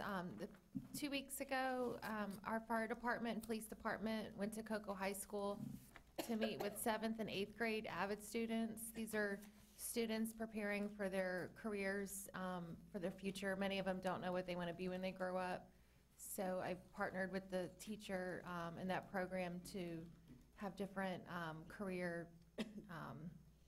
categories to attend, and the students get to ask questions, and we do a brief presentation. So today I was presented with a thank you note from the students on the police and the fire. So the police officers were Detective DeCanage, Officer Hadaway, and Yvonne Martinez attended as well. And then on the fire department was Lieutenant Ed Bragg, Matt Holliday, and Ian Sheridan. So thank you, Chiefs, for supporting it. It was really popular with the kids. They had a lot of fun, and many of them are probably going to, maybe pursue public service or public safety because of it. So thank you, ma'am. That's it. Ms. Seeley, you have anything? Yes, I do. Monday, December 10th is the Space Coast League of Cities dinner that we will be hosting. So if you have not already RSVP'd, please do so with our office so that we can get a final count into the caterer. What's for dinner? Do what? What's for dinner? Oh, it's a good menu. Okay, all right. Is that it? Is that it? Oh, okay. Mr. City Attorney? He's out there. He's out Oh, there, he, Mr. Watson. oh, okay. Even look down there. Okay, Mr. City Manager, Assistant City Manager. No report. Thank you, sir. Uh-oh. Is it shovel under your desk, You know Joe? him already, huh? Is it shovel under your desk? Yeah. I just want to report to you that in the second week of November, the Florida League of Cities held its annual legislative conference and adopted its legislative agenda and priorities. Some of you have it. There are 2 members. I will get you those. And related to that, on January 15th, the Brevard County Legislative Delegation will be holding its meeting to hear from local for specific requests and speakers. And the meetings, January 15th, Palm Bay City Council chambers, 5 p.m. to 9 p.m. They moved it at night to try to Representative Fine to encourage more people to come out. And moved it to Palm Bay for the same reason? So, and Sorry. on January 7th, we have to have any specific requests that we have, put in a form to complete, as well as any local bills that we might. So I will be reaching out to you. You might have a late addition to the agenda for the next council meeting because of, trying to get this together. I mean, I did reach out, and Jerry's provided us some information. We just got the email just recently on the date that it's going to be in the change in time. Just want to remind everybody, the council retreat workshop, December 6th through 7th. And then I think that is the last thing that I have. Thank you very much. Okay, before I go to the city attorney, John, if you can, county commissioners meeting on Tuesday.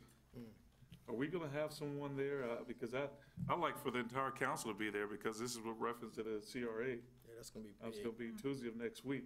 Is that on the And agenda we for that day? need to get there and represent the city, and if all council could be in attendance there, as well as, I'm gonna try to get some others to show up there as well. This is very important.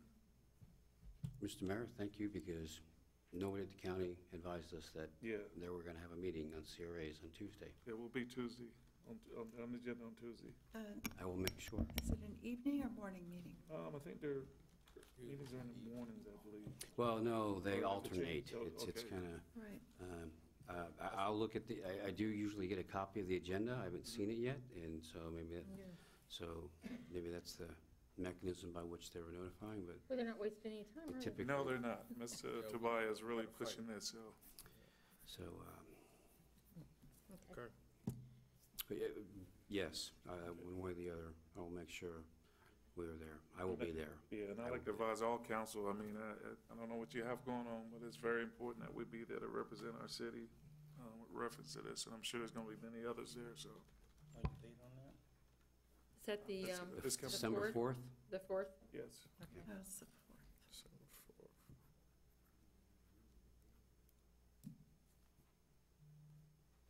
Do they have a time certain on that, Jake, or are they just, You know, I'm not for sure. I'll reach out to the county manager to find out.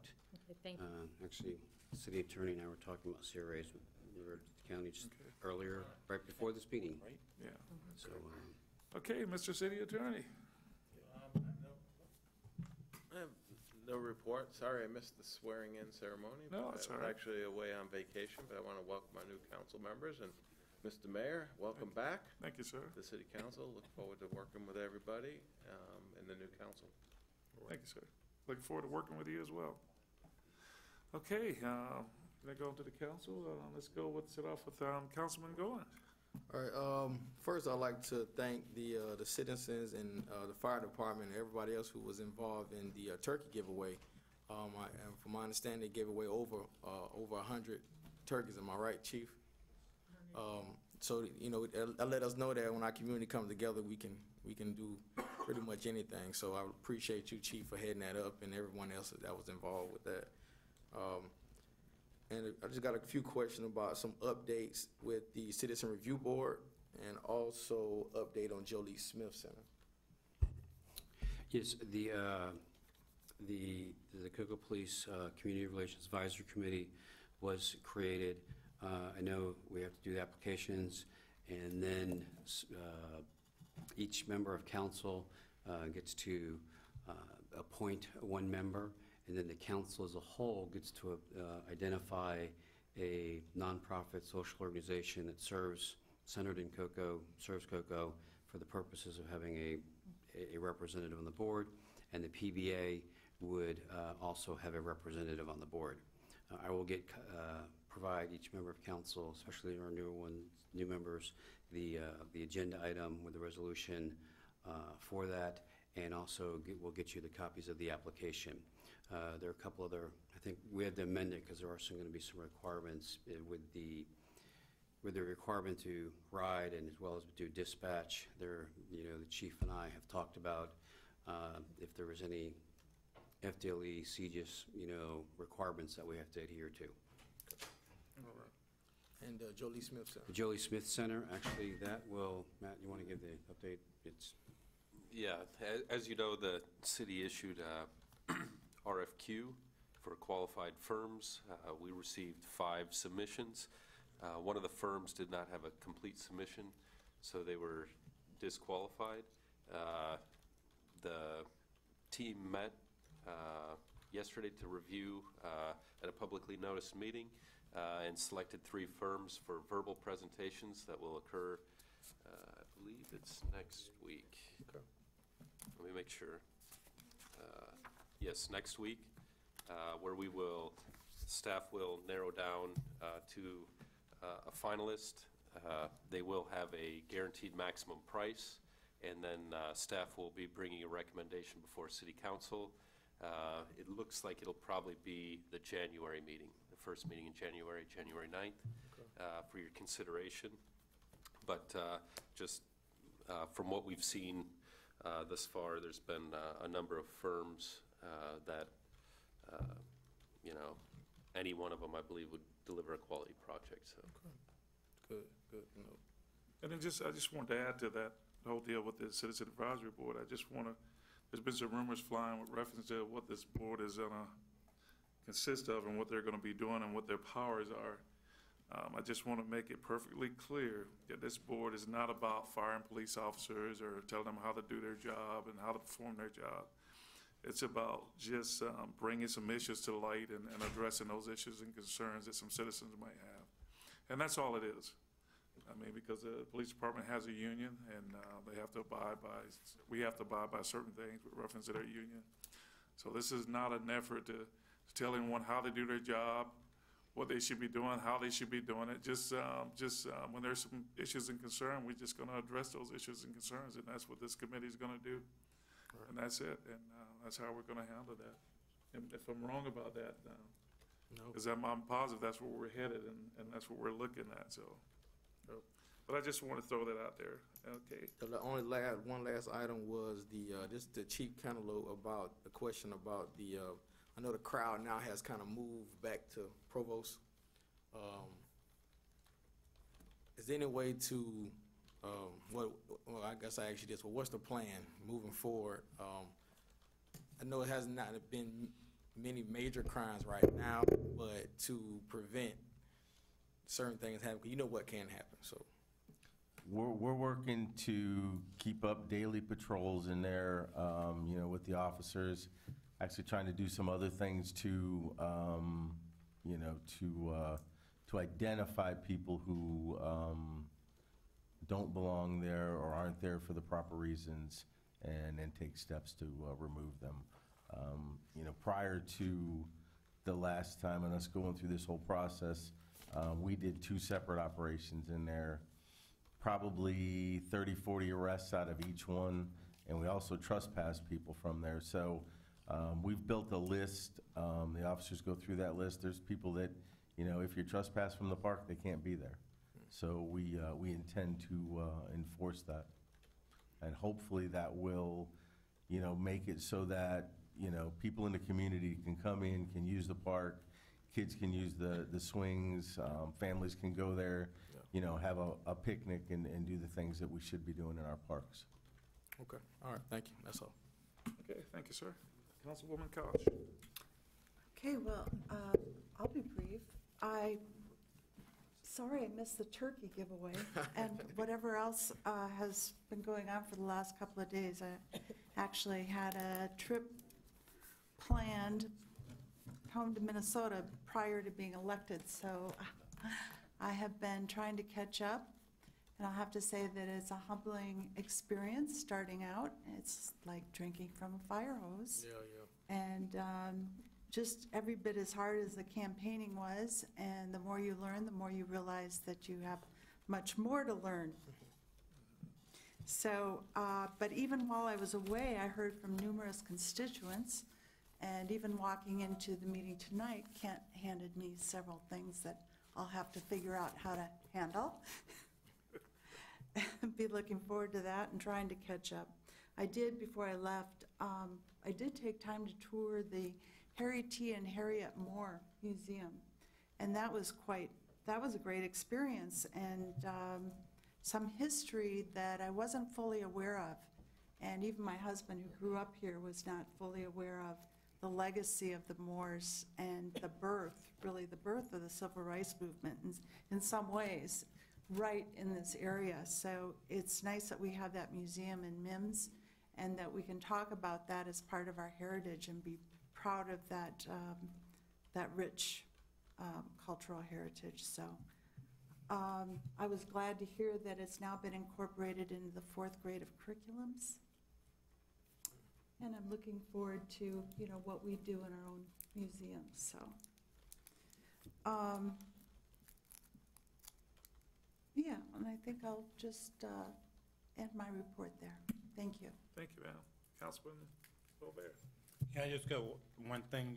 On Thanksgiving evening, we participated, myself and the deputy mayor here at the Walmart, where they collected toys for the children. It seemed like it was a pretty good turnout. I didn't stay for the whole duration, but the time I was there, it was pretty impressive. Thank you, Chief. Chief showed up there. He was good, so. And that's about all I have to report. Thank you. Deputy Mayor. Oh, I got a long list. Sit tight, Don. We're going to be here a while. See you later. He's always trying to rush me. First of all, Mr. Weigriff, I had a call from a constituent today who said that Waste Management is no longer picking up parts of our trash without charging extra. He has some pieces of wood where he has replaced some fence panels and stuff, and they're small, and he has them neatly bundled, and they've been sitting there for 2 weeks, but they informed him they wouldn't pick them up. What are our residents supposed to do if Waste Management will not pick up their trash without charging them an extra fee? And they wouldn't even tell him how much they were going to charge him. We can look into that. I believe it's probably related to the pressure-treated wood. After the hurricane, Waste Management said it's not in their contract to pick up pressure-treated wood such as dock pieces and fences, and that it has something to do with how they're handled at the landfill. It's not regular garbage or yard waste or anything else. It has to be picked up, kept separate, and handled separately. So that's why they're charging a separate fee for that? Yes, it has to be handled separately from your other garbage. Are they paying a separate fee at the dump for that? Is that part of it? Because I would think if they're going to charge our constituents an extra fee, we should have had a contract modification coming through here, you know? I believe it's in the contract that they aren't required to pick up. It's They're not considered required, hazardous okay. waste. Considered hazardous waste, it has to be separated, and just like paint cans and things like that. Paint cans and hazardous waste has to be handled separately. Well, you know what's going to end up with this stuff? Not from my neighbor, he's going to take care of it properly, but most people, when they find out they're not going to pick it up, they're going to dump it on the side of the road somewhere, because they're not going to take it to the dump. So we need to figure out a way to deal with this, or the city is going to be a disaster with this waste everywhere, because 90% of the people in this city are not going to carry that stuff to the dump. So we need to talk about that.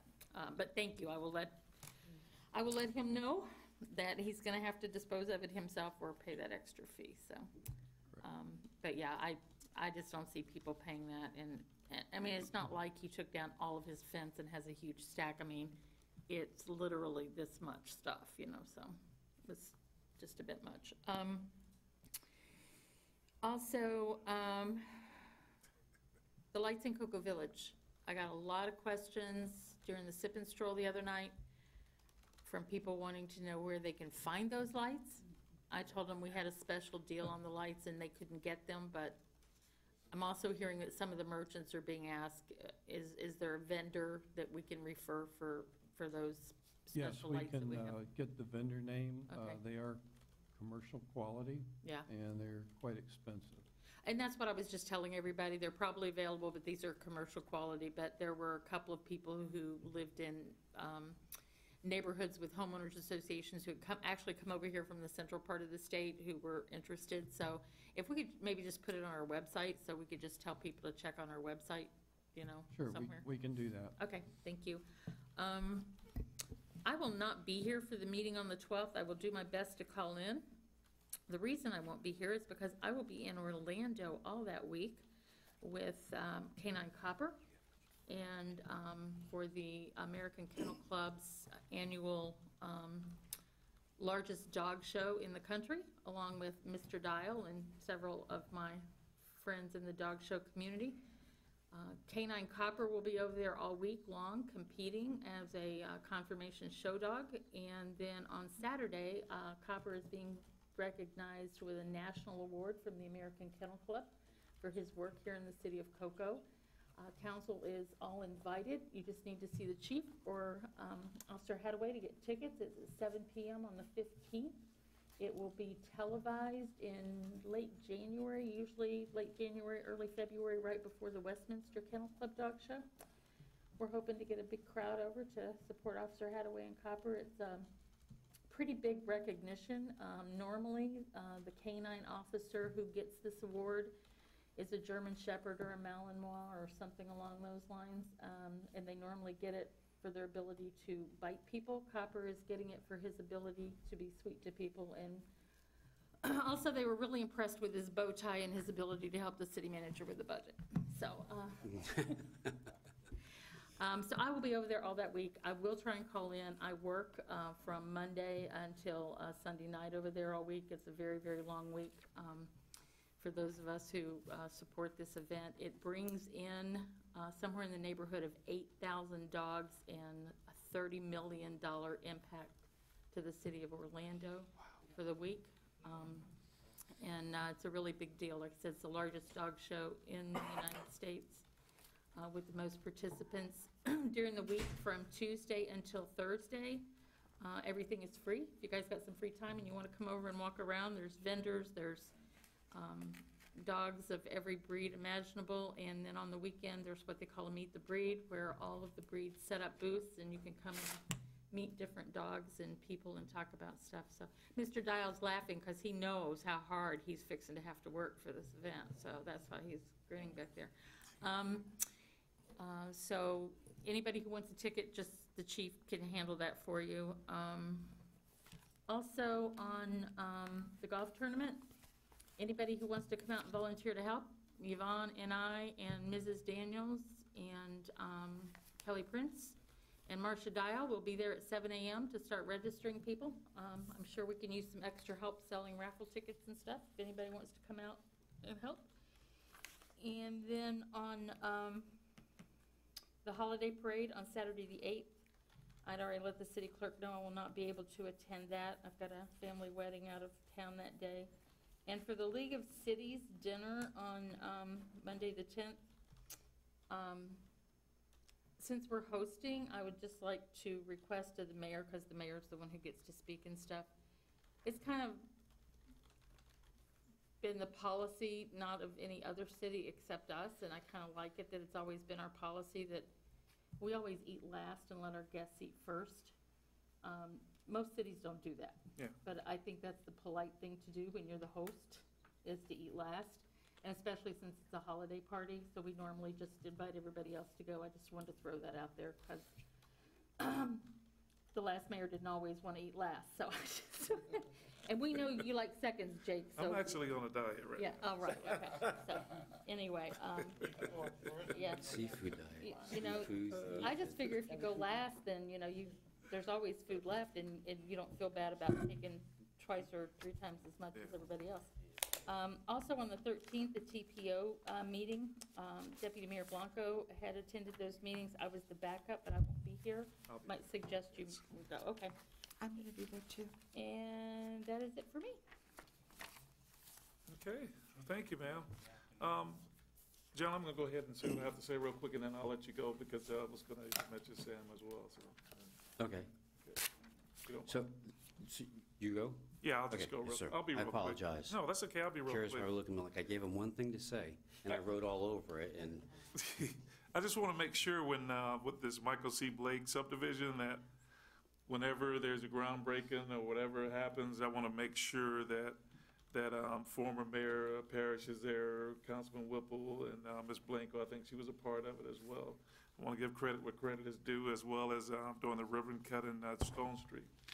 I want to make sure we send out an invitation to them as well, because that was something they initiated, something they did, and I think we need to give credit where credit is due once again as well. So, and then also I wanted to recognize our two former council members that was here, Mr. Alex Greenwood as well as Mr. Anderson, but I guess he just left, so I just want to recognize those guys being here. Thank you for unanimous support. Item number 3, landscaping ordinance. That was a great compliment. Thank you, sir. Thank you. That's what I wanted to say earlier. Oh, okay. Thank you, sir.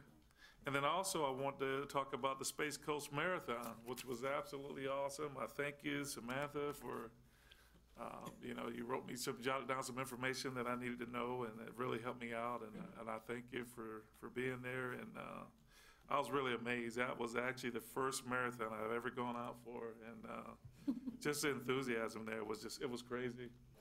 And like I said, there was over. Did you come out first? No, there was over 7,000 runners there, as well as all the well-wishers that was there. It was just, I was amazed. I was at awe. And just the music and just all the excitement there, and of course, smelling those Danishes and stuff down at Osario's, just kind of made you want to get out there and run. I knew it was an impossibility for me, but it just made me thinking in my head that, hey, I can do this, There's a lot of city employees that did run, the half marathon, including Major Lewis. Wow. In utilities. But I did see the walkers come along in the end there, and I said, hey, I can do that. But yeah, it was awesome. I enjoyed it, and once again, thank you, Samantha, and really do appreciate that. And I'm just gonna go ahead and end right there. There's a lot more I want to talk about, but I'm just gonna save it for later. But don't forget the holiday parade. The parade on the 8th.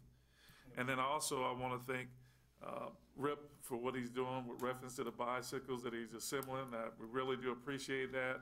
And then Ken, for what you do as far as cleaning up all the cleanup you've been doing around the ponds, and especially during the election day, the fact that you were out at some of these different locations and actually picking up trash, we really do appreciate that, man, because we got some stuff that need to be addressed, and one of them is 520 and Fish. I've talked to the city manager about it, the assistant city manager, and if I have to myself, I'm gonna actually get out there and start picking that trash up at the old Speedway, because that's what people see when they're driving through our city. And we want to project a good image of our city. I mean, the previous council did a great job of moving us forward. There's some stuff that need to be addressed, I think, with reference to some blight and some blighted areas in our communities and some other issues.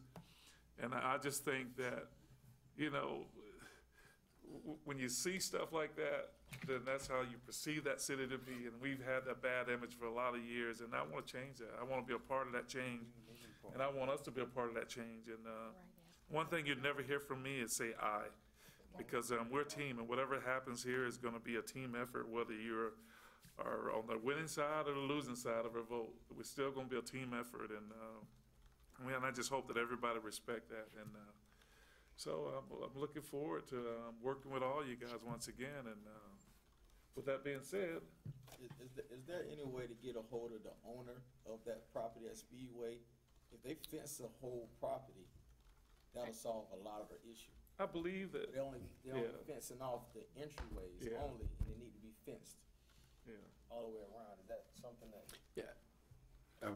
But We've got a list, and we'll. I'm kind of done, so I'll just pass it on to you, Mr. City Manager, so you can go ahead and do what you need to do. There's two things. One, we're going to bring Samantha up. We need to give an update on an issue that the city's facing, so all of council's aware. But the Florida League of Institute for Elected Municipal Officials is having their training for elected officials. And I know the mayor has been previously, and I know Councilman Bover and Deputy Mayor Warner. The basic training, not basic as in like physical basic training, but basic training for the Institute is in Jacksonville on January 26th and 27th. And so we would like to recommend that, Councilwoman The best thing you could Koss possibly and do. Councilmember Goins attend, and we would need a consensus of council so the Yes, clerk please. can, Please, yes. process and get them registered. It was the best thing I ever did. I did the three of them, actually, chemo 1, 2, and 3. Yes, and then the other thing is, and I know you did receive an email from the city clerk was advised, but just those boards on which you want to serve as a liaison, we'll bring back one agenda item, and so then you can make a determination at the next meeting. So we're going to bring Samantha up because our community is facing an issue that other communities are facing, and it could impact some of the things that we're doing in terms of, public, the things on our website and, access to public records, and so just to provide you an update. Okay. Thank you.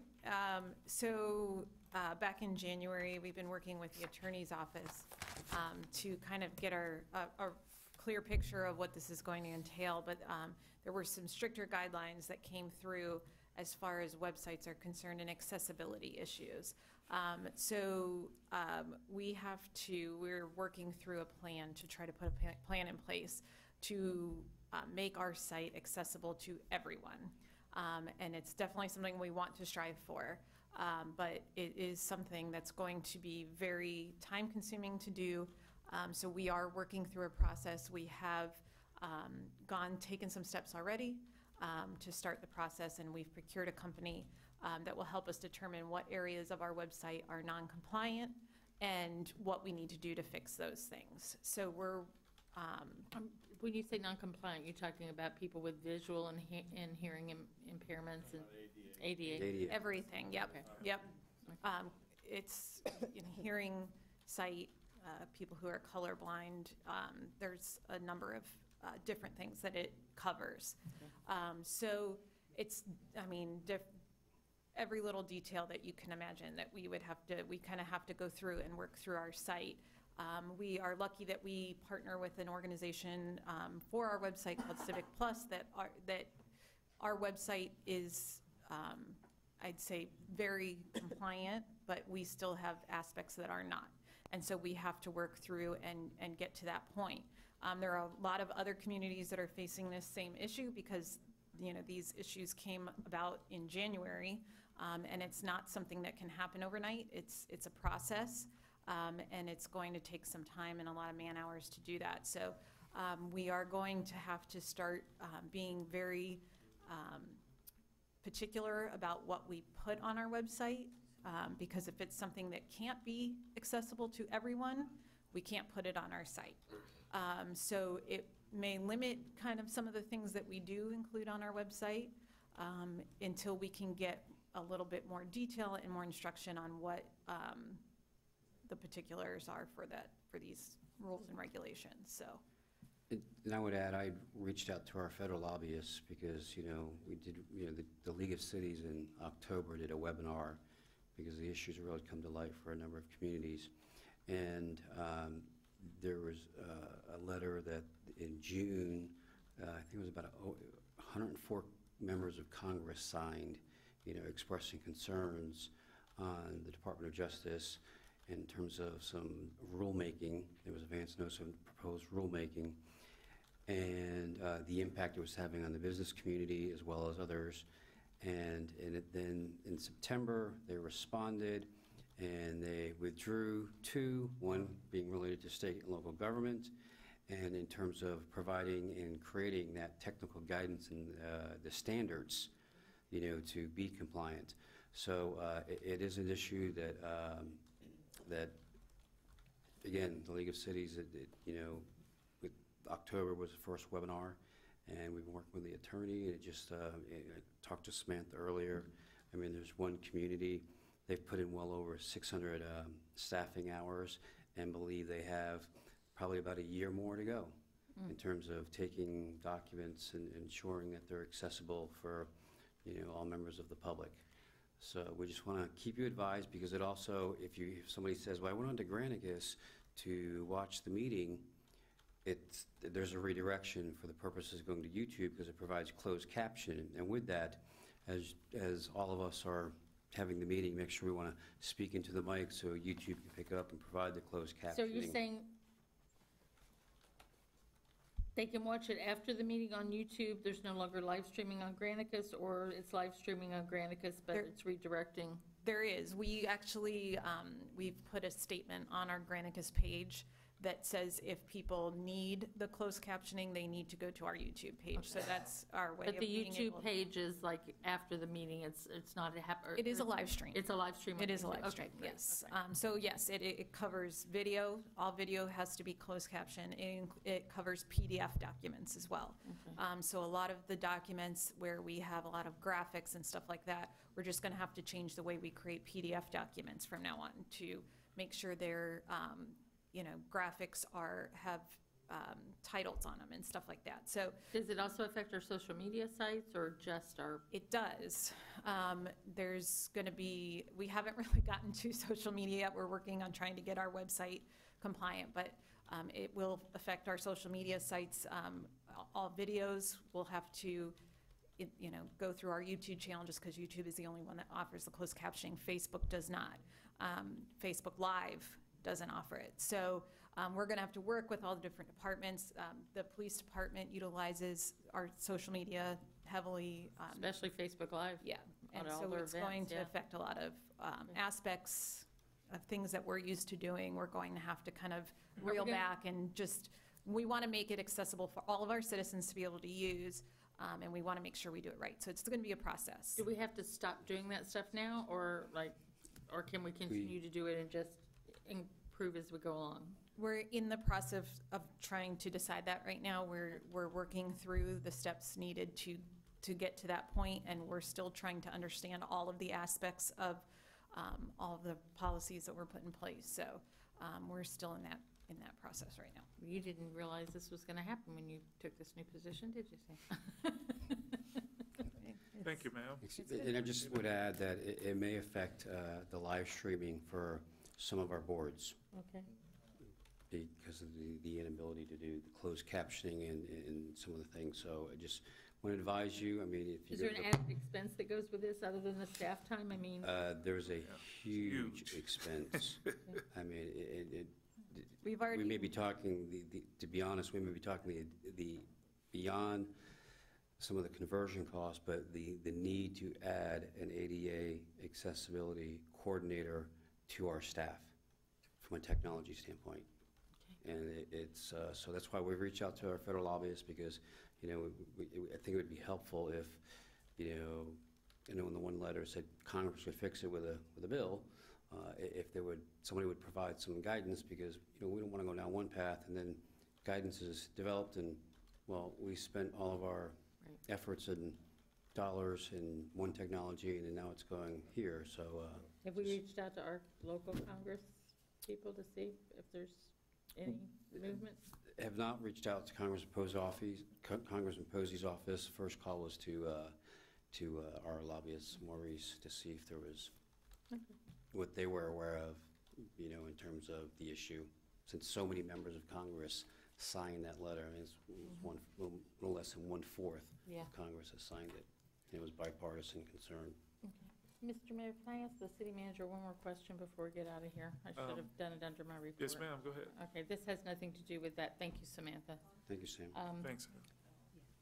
I would like to know why the city manager feels like that we need 3 uniformed officers in our council chambers when we've never had anybody beyond the police chief before. I think the police chief is perfectly capable of keeping the place safe. He doesn't need backup from his lieutenants. I didn't know there was going to be 3, number one. Number two, we are in the process of reaching out in terms of trying to get our security firm to come in and do the assessment that was previously discussed in terms of technology and or physical security. I don't know who discussed it because I don't remember council voting on that. And I've been here 20 years. I've never felt unsafe in these council chambers. And I just don't see the need for it. If I was sitting out there in the public and there were 3 uniformed officers in the room, I might think I was in the wrong place. I don't think it makes our council chambers very inviting to have uniformed officers in the room. I'm sorry, I love those 2 guys, but I'm sure they have better things to do than sit here and watch us. I don't know who decided this was necessary. I'm hoping it was just you and maybe some previous people who were here who felt a little unsafe. But I don't feel unsafe, and unless the rest of the council does and they want police here, I would appreciate them being allowed to do their jobs, which isn't sitting in the council chambers and guarding us. Well, I, for one, feel unsafe. Yeah, well, it's well noted, but let's we got a retreat next week, so let's kind of discuss this a little bit during a retreat. That's a really good idea, Mr. Mayor. Yeah. So with that being said, thank you, staff, for your time and your patience. We would have got here a little sooner, but you could thank your city management and city manager's department, as well as always my Make a motion So, to adjourn. yeah, thank you, sir. All in favor, signify by saying aye. Aye. Aye. Okay. Meeting adjourned. You guys have a safe trip home. And I'm making a beeline to the restaurant.